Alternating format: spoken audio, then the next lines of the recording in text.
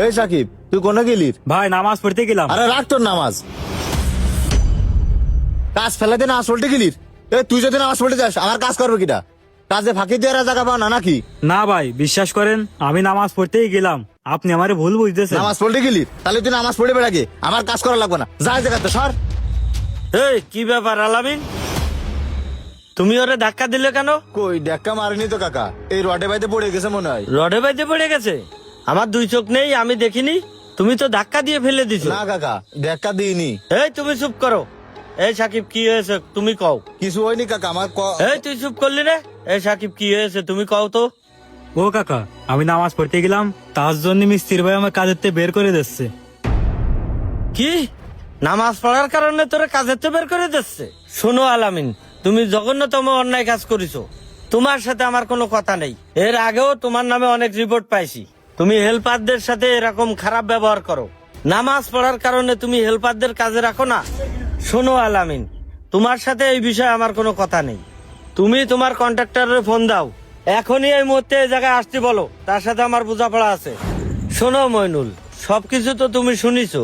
তোমার এই মিস্ত্রি হেল্পার নামাজ পড়তে যাওয়ার কারণে তারে কাজের থেকে ঘাড় ধাক্কা দিয়ে বের করে দিচ্ছে।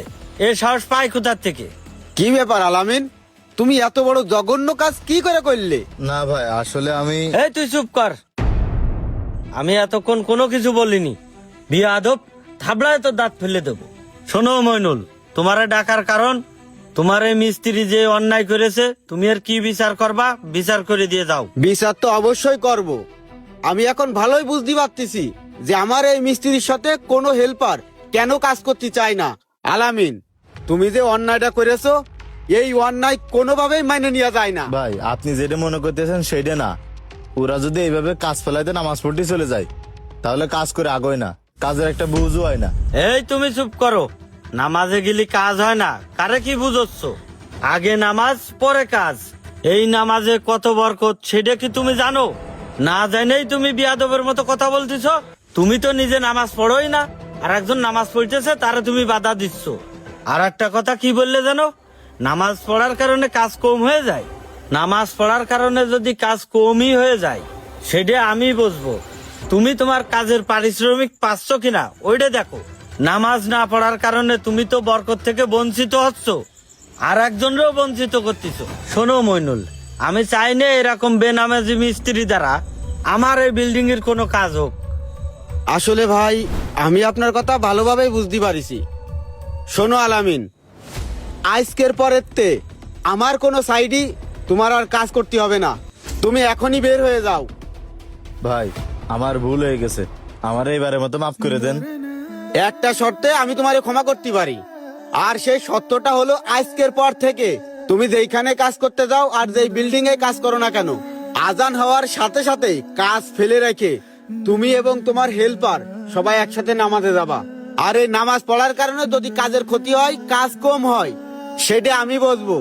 তারপরেও যদি নামাজ পড়তে যাওয়ার কারণে কোনো হেল্পার কোনো মিস্ত্রির সাথে খারাপ ব্যবহার করো, তখন কিন্তু তোমার আমি আর কাজে রাখবো না, ঘাট ধাক্কা দিয়ে কাজের সাইড থেকে বের করে দেবো। মইনুল, একটা কথা বলি, শুধু এই কাজের ক্ষেত্রে না, আজকের পর থেকে যে কোনো কাজের ক্ষেত্রে সর্বপ্রথম নামাজের গুরুত্বই আগে দেওয়া লাগবে।